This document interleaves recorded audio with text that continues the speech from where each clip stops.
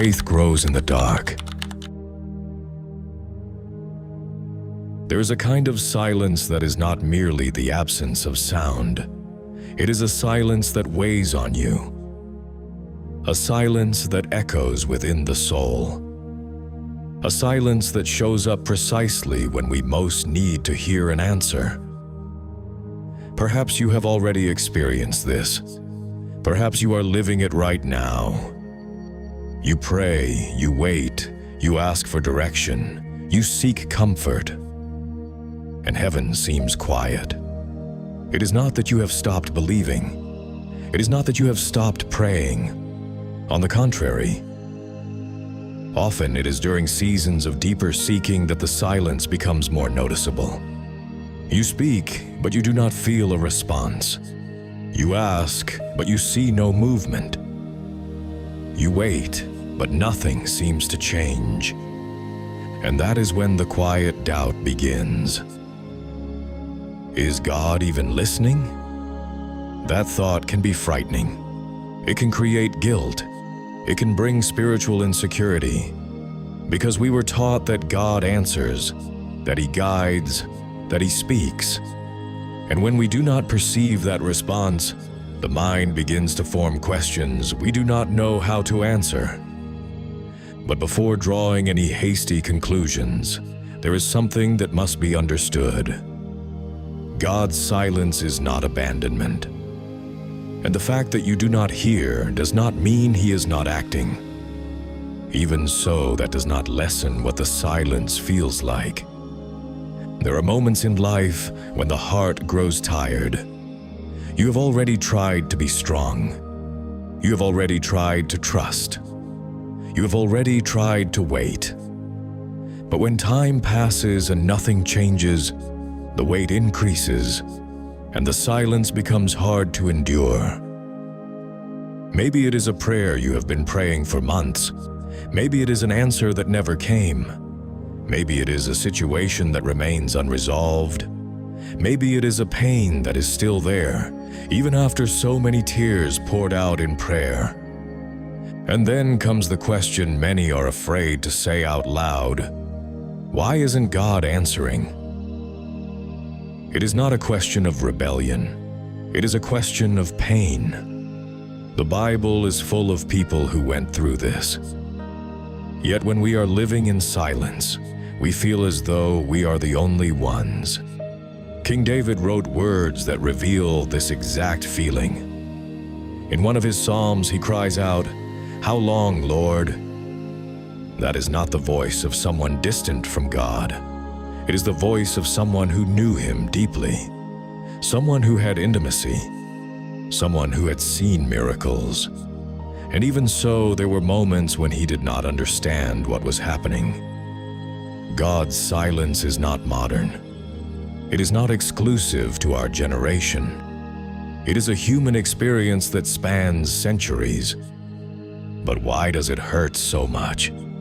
Because when everything around us feels uncertain, we want at least one confirmation, a sign, a direction, a clear word. Silence leaves us in a space where we have no control. And the absence of control is uncomfortable. We like to know what is happening. We like predictability. We like quick answers. But God does not operate within our anxiety. He operates within eternity. And His timing does not follow the rhythm of our desperation. That is hard to accept when we are in the middle of waiting. Imagine someone walking through a desert. The sun is strong. The path is long. There is no visible shade, no clear sign that the destination is near. That is what it feels like to live through God's silence. You keep walking, but you are not sure exactly where you are headed. You keep trusting, but you see no clear signs. And the mind begins to whisper dangerous thoughts. Maybe it won't happen. Maybe it's not for me. Maybe I misunderstood. Those thoughts do not come from nowhere. They come from exhaustion. Silence tests faith in a way that noise never does. When God speaks clearly, when doors open quickly, when miracles happen before our eyes, it is easy to believe. But when nothing seems to happen, when the scene does not change, when the days pass without new signs, faith must go deeper. Because now it is not about what you see. It is about what you choose to believe. And this is where many people give up, not because they stopped loving God, not because they stopped wanting to believe, but because prolonged silence can wear down the soul. There is a difference between waiting with hope and waiting with fatigue. When waiting stretches on, the heart begins to wonder whether it still makes sense to keep asking. But perhaps the real question is not, why is God silent? Perhaps the question is, what is being built during the silence? That perspective is difficult when you are still in the middle of the process, because when you are in the middle, all you see is emptiness. But when you look back, you often realize that the silence was not absence, it was preparation. Think about Joseph's story. He received a clear dream about his future. But after that dream came years of apparent silence, years of injustice, years in prison, years without explanation. If someone had asked Joseph in that moment whether he felt God was speaking, perhaps he would have said he did not understand what was happening. But the silence was not abandonment. It was alignment. There is a huge difference between God not responding and God responding in a way we cannot yet perceive.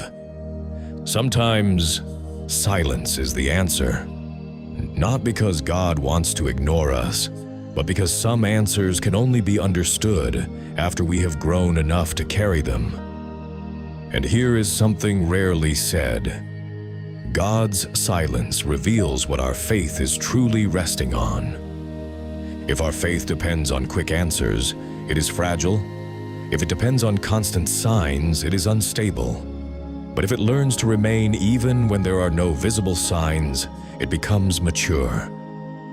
That does not mean silence does not hurt. It does. It can bring long nights. It can bring tears no one sees. It can bring prayers that feel as though they do not rise past the ceiling. But the fact that you do not feel does not mean God is not present. There is something mysterious about how God works. He rarely reveals everything at once. He rarely explains every step. Often, He simply asks you to keep walking. And continuing to walk without answers is one of the greatest acts of trust a person can show. Perhaps right now you are living exactly that. A season where God seems silent. A season where nothing seems to move forward. A season where you look toward heaven and everything appears quiet. But God's silence never means God's absence. There are moments in nature when the soil looks inactive. Nothing visibly grows. Nothing blooms. Yet beneath the surface, roots are forming. Structures are strengthening. Life is being prepared. The problem is that we do not have patience for invisible processes. We want flowers now. We want fruit now. We want answers now. But some things only mature in the right time. And perhaps at this very moment, what feels like silence is actually invisible work happening in your life. Perhaps God is strengthening something within you before changing something around you. Perhaps He is shaping your character before releasing your promise. Perhaps He is preparing the scene while you learn to trust without guarantees.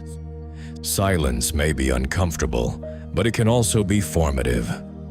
The question is not only, is God speaking? The question is, am I willing to trust even when I do not hear? That is the line between shallow faith and deep faith. Because when everything is clear, trusting is easy. But when everything is silent, trusting is a choice. And maybe your story is not finished yet. Maybe you are simply in a middle chapter, a chapter that does not yet reveal the ending. We often judge the story by the current page, forgetting that there are still pages left to be written. Silence may be a pause, not a period. And while you continue breathing, while you continue seeking, while you continue praying, something is being shaped. Even if you do not see it, even if you do not understand it, even if it still hurts. God's silence may feel empty, but sometimes it is simply the space where something greater is being prepared. And perhaps what you call silence is simply God working in a dimension your eyes cannot yet reach. The story is not over. There is something deeply uncomfortable about not knowing what is happening. When we are in the middle of silence, we do not have access to what is happening behind the scenes. We cannot see the invisible adjustments. We do not see the connections being formed. We do not perceive the doors that are being prepared. And precisely because of that, silence feels empty. But perhaps it is not empty. Perhaps it is full of something we simply do not yet understand. When we look at the Bible, we notice a pattern we often overlook. Almost every great story of transformation passed through seasons of silence. Long seasons. Confusing seasons, seasons that at the time did not look promising. Abraham received a clear promise. God told him he would become the father of a great nation. But after the promise came waiting. Years and years of apparent silence. No visible sign that it was being fulfilled. The promise was alive, but time seemed to contradict it. Imagine what goes through the mind of someone who receives such a great word and then watches time pass without concrete change. Silence tests not only patience, but the very interpretation of the promise. The mind begins to question whether we heard correctly, whether we understood correctly, whether it was truly God who spoke. And that is something that happens to us as well. There are moments when we feel that God has placed something in our hearts, a direction, a hope, a personal promise. But time passes and nothing moves. And that is when the internal conflict arises between what we believe we heard and what we are actually seeing. Silence creates that tension. But here is something important. The promise did not cease to exist just because the process became invisible. Between the promise and the fulfillment, there is a space called preparation. And it is in that space that many people lose heart, because preparation is rarely glamorous. It is quiet. It is repetitive. It requires consistency. It requires maturity. It requires internal transformation. And internal transformation is almost never comfortable. Perhaps God's silence is working more on you than on the situation you want to change. That is a difficult idea to accept when we are waiting for external change, because we usually pray for circumstances to shift, for doors to open, for problems to resolve, for pain to disappear.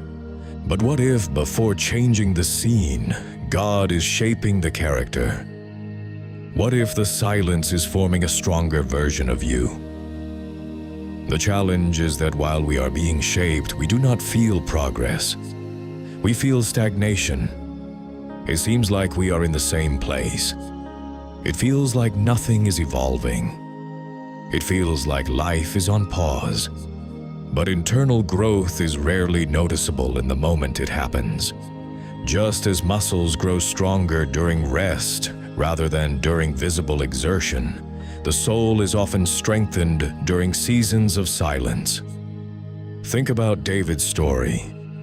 Before becoming king, he spent years being overlooked. He was forgotten even by his own father when the prophet came to anoint one of his sons. He was considered the smallest, the least likely, the invisible one. And even after being anointed, there was still persecution, still fleeing, still the cave. If someone had looked at David's life during that season, they likely would not have said he was living a promise. It looked like the opposite. It looked like abandonment. It looked like injustice.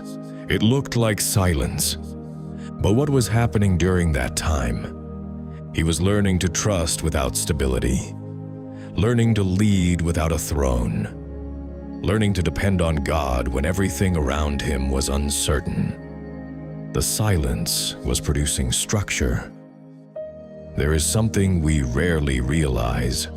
When God seems not to speak, He may be teaching patience, teaching dependence, teaching emotional maturity, teaching us to trust not in what we feel, but in what we know. Because faith is not about feeling, it is about conviction. And conviction is formed in silence. It is easy to declare trust when everything is going well. But when life enters a season of pause, when answers do not come, when circumstances do not change, the heart must decide what it is truly anchored to. Perhaps silence is revealing where your faith is actually rooted. If it depends on immediate answers, silence destabilizes it. If it depends on constant signs, silence weakens it. But if it is grounded in God's character, silence may hurt, but it does not destroy. And here is a deep question. Do you trust more in God's answers or in God's character? Because when the answers do not come, His character remains. And God's character does not change with silence. He is still faithful, still good, still just, still present. But silence requires you to believe that without immediate evidence. There is another dimension we rarely consider. Sometimes God's silence is not about the situation, but about timing. We want everything to happen now. But God sees the full picture. He sees connections that have not yet been made, people who have not yet crossed our path, circumstances that have not yet aligned. What feels like delay to us may be synchronization. Think of a complex clock filled with gears. If even one piece is out of timing, the entire system can fail. God works with a precision we cannot see. Silence may simply be the adjustment of timing we do not yet understand. But there is a delicate point here. Even as we reflect on preparation and timing, the heart can still feel wounded. Because silence is not theoretical. It is lived. It is felt in daily routine. It shows up in the nights when you pray and feel nothing. It shows up in the mornings when you wake up and the situation remains the same. And in that moment, faith must become intentional. It is not automatic. It is not merely emotional. It is a decision. You decide to keep praying even without an answer. You decide to keep trusting even without signs. You decide to keep walking even without clear direction. That decision shapes something powerful inside you. And here is something few people notice. Silence can deepen your intimacy with God. When there are no visible miracles, when there are no immediate answers, you begin to seek His presence itself, not just what it can provide. And that is an important transition. Many times we start by seeking what God can do. But in silence, we learn to seek who He is. And seeking who He is transforms faith from shallow to deep. Perhaps silence is inviting you into a different level of relationship. A level where trust does not depend on explanation, where hope does not depend on immediate proof, where faith does not depend on emotion. That does not mean you cannot feel sadness. It does not mean you cannot feel frustration. It does not mean you cannot have doubts. But it means that even while feeling all of that, you choose to remain. And remaining is powerful, because many give up in the middle. They give up because they see no progress. They give up because the silence stretches on. They give up because the heart grows tired. But what if the silence is exactly the part preparing you for something that is not yet ready to happen? What if God is not absent, but simply working in an invisible dimension? What if what you interpret as silence is actually a quiet process of construction? There is something interesting about solid structures. The most important part is hidden. The foundation does not appear. The base is not visible. But without it, nothing stands. Perhaps silence is foundation. Perhaps it is strengthening your inner structure for something that will require stability. You may not see it yet, but that does not mean it is not happening. Because when God seems silent, He is not inactive. He is preparing. And what is being prepared may be greater than you imagine. But it is not yet time to understand everything. We are still in the middle of the story, and the middle rarely makes sense. But that does not mean the ending will not be revealing. There comes a point in the journey when silence stops being merely uncomfortable and begins to feel exhausting. At first, you still try to rationalize. You try to stay encouraged. You repeat promises to yourself. But as time stretches on, when days turn into weeks and weeks into months, the heart begins to wonder how long it must keep waiting. Silence no longer feels like a pause. It feels like a test. And perhaps that is exactly what it is. Not a test to prove something to God, because He already knows your heart, but a test that reveals something to you. Silence reveals what sustains your faith when emotions fade. It reveals whether your hope was anchored in circumstances or in God's character.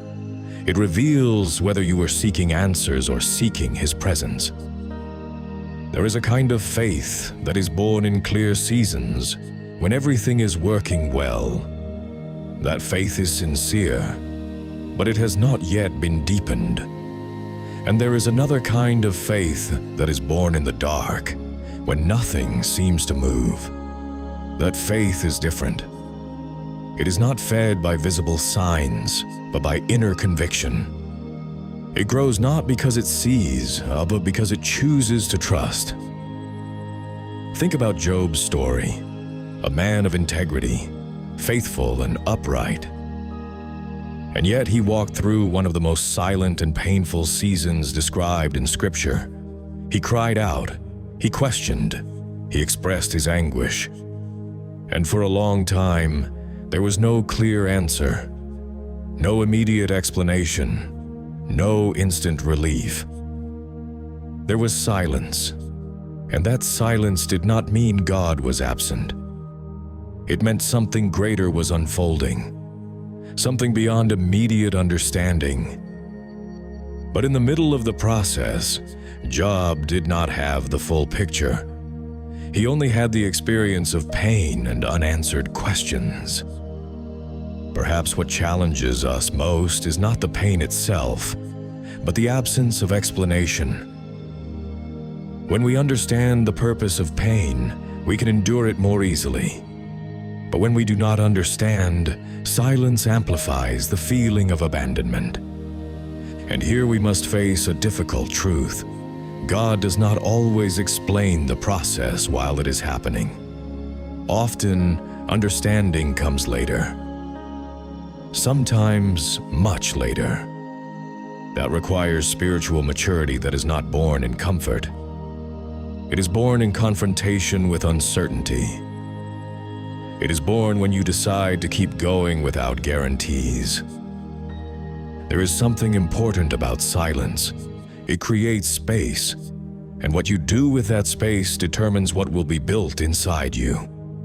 Some fill silence with fear, others with constant doubt, others with comparison. But some learn to fill silence with intentional trust. Trust not as a feeling, but as a decision. Because when emotions are unstable, decision becomes essential. You decide that God is still God, even when He does not speak. You decide that He is still good, even when you do not understand. You decide that He is still faithful, even when you see no immediate evidence. That decision strengthens something inside you that would not be strengthened any other way.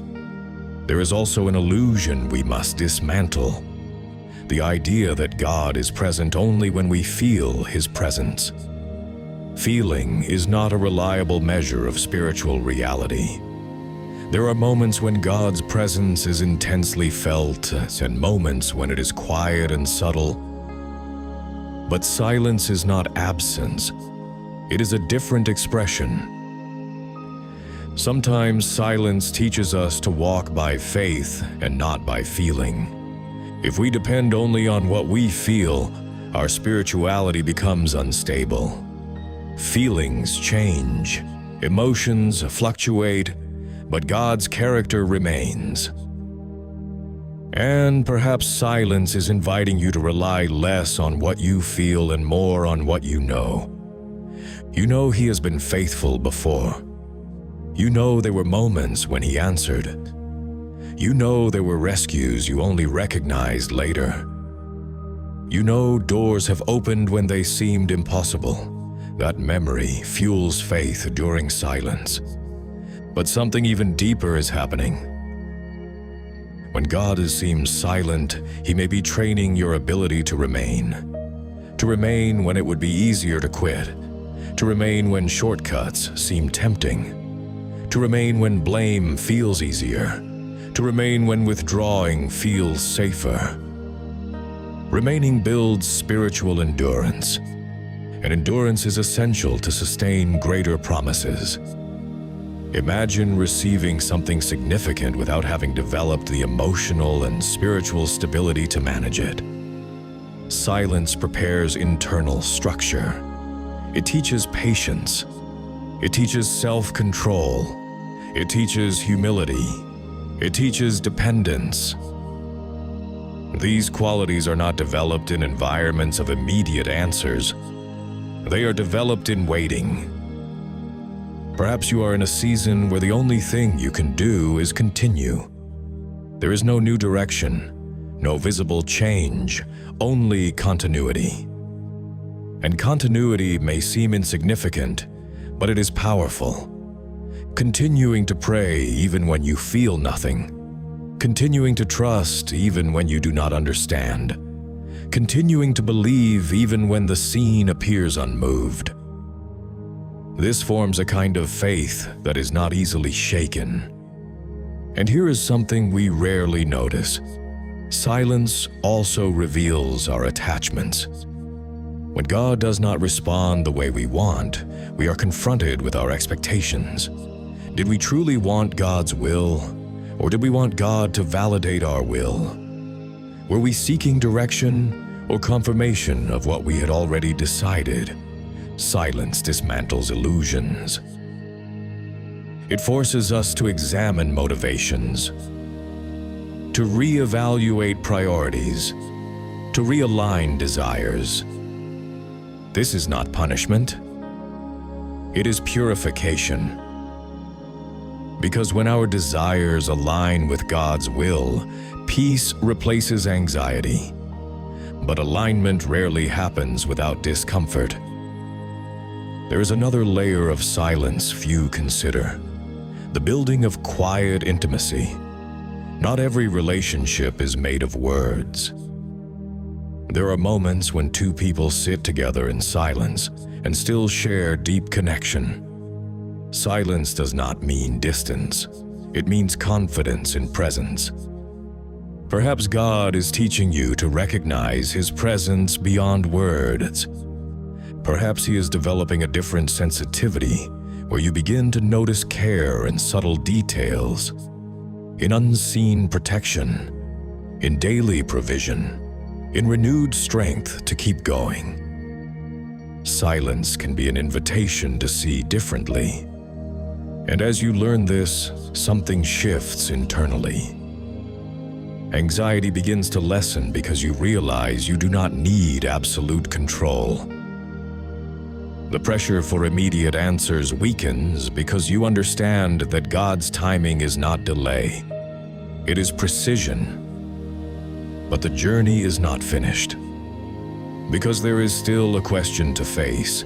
What if silence is not only about preparation or alignment? What if something even deeper is being shaped? Perhaps silence is preparing you not only to receive something, but to become something.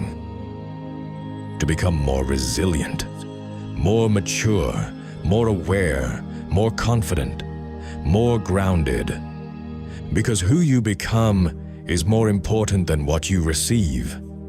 And often, God is more concerned with shaping your character than speeding up your answer. That does not mean the answer will not come. It means the process matters. And the process is rarely loud. It is quiet, like roots growing beneath the soil. Invisible yet essential. You may not see growth right now, but that does not mean it is not happening. And as you continue walking through this silence, you may be being prepared for something that will require exactly the strength being built today. Silence may seem empty, but perhaps it is full of formation. And the story is not over yet. There is something we only realize after walking through long seasons of silence. It changes the way we see God, ourselves, and life itself. At first, silence is unsettling. Then it becomes uncomfortable. Eventually, it feels endless. But if you remain long enough, something begins to shift inside you. Not outside, inside. Silence is not merely the absence of answers. It is an environment of formation. And perhaps what you needed most was not a quick response, but a deeper inner structure. Throughout this reflection, we have talked about waiting, preparation, alignment, and faith that grows in the dark. But now we must face a truth that can completely change how you interpret silence. God was never absent, not once. What you felt was not an absence of presence. It was an absence of explanation, and those are not the same. Explanation is what we want. Presence is what we need. Yet we often value presence only when we receive explanation. God's silence can feel empty because we are waiting for a voice, a clear direction, a visible change. But what if, all along, what has been sustaining you was not explanation, but unseen presence? Be honest for a moment. Even in the hardest season, you were sustained. You are still here, still breathing, still seeking, still trying, still getting up each morning. Where did that strength come from? Perhaps silence was not abandonment. Perhaps it was quiet sustenance. There is something powerful about the way God works. He does not shout all the time. He does not explain every detail. He does not answer every question the moment we ask it. But He sustains. And sustenance is a silent miracle. You may not have received the answer you wanted, but you received strength to continue. You may not have seen the door open yet, but you received endurance to wait. You may not have understood the process, but you received faith to remain. That is not absence. That is invisible care. There's a moment in Elijah's life when he runs away, exhausted and emotionally drained. He expects a dramatic manifestation of God. A strong wind passes, an earthquake, a fire. But God was not in those grand displays.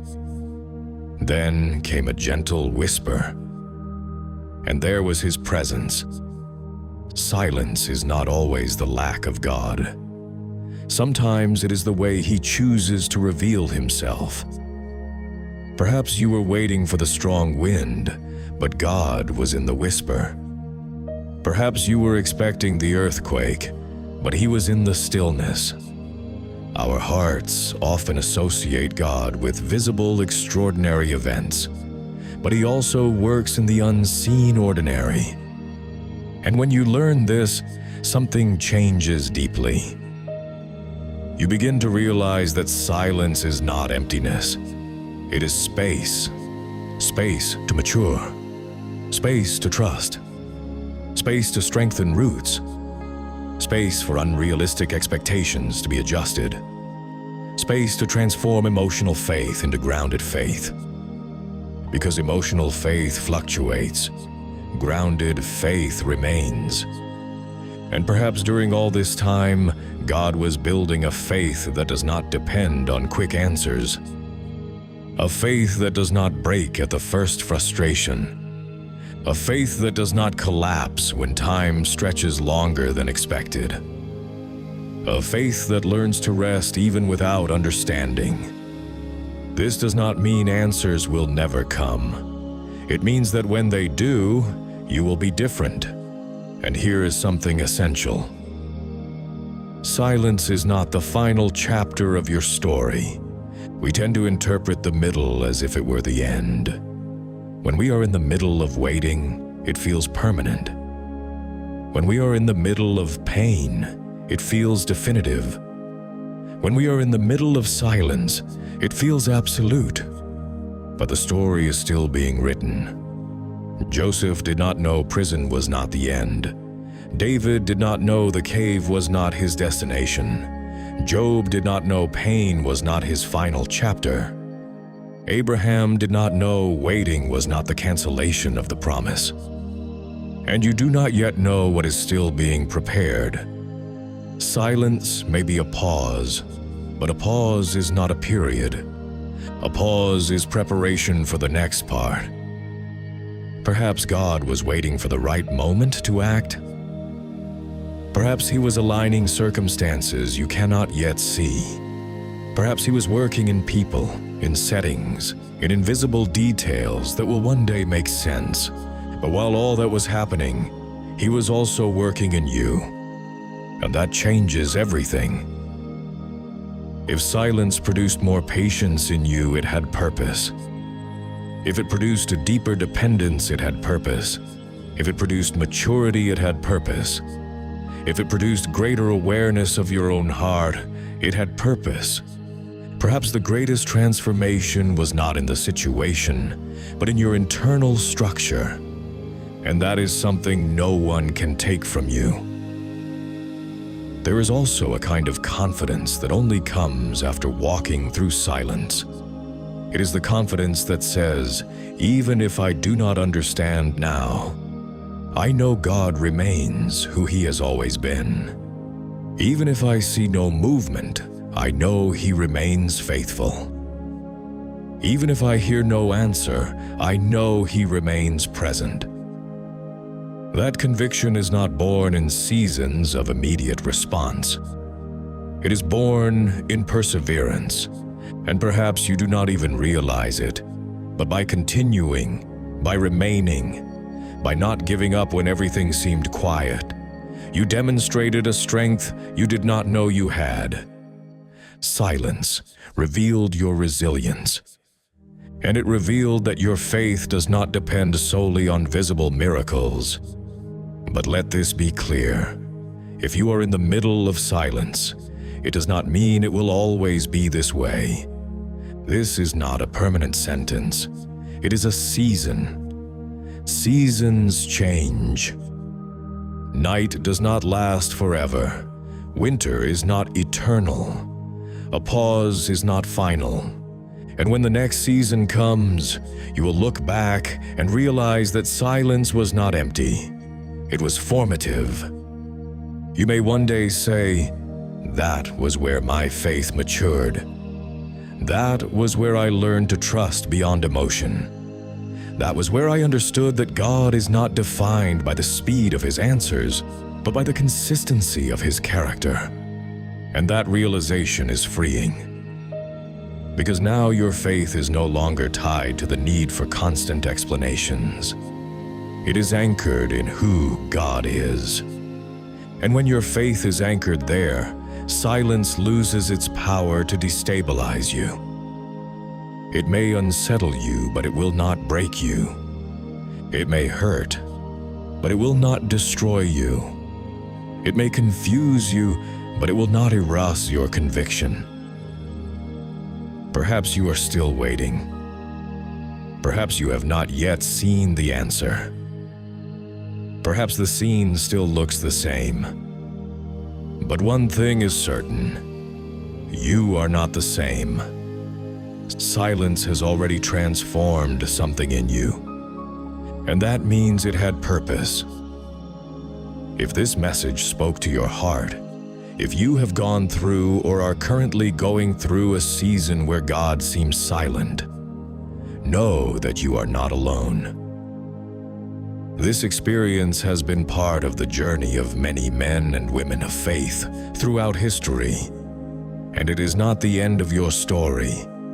Keep walking, keep trusting, keep seeking, because silence is not absence, it is preparation. And what is being prepared may be greater than you imagine. If this reflection brought clarity and strengthened your faith, subscribe now to the channel The Meaning of the Bible. Leave a like on this video and share it with someone who may be walking through a season of silence and needs to hear this message. Here you will find deep reflections that strengthen faith, bring direction, and help you see purpose even in the most difficult moments. The story is not over, and silence does not have the final word.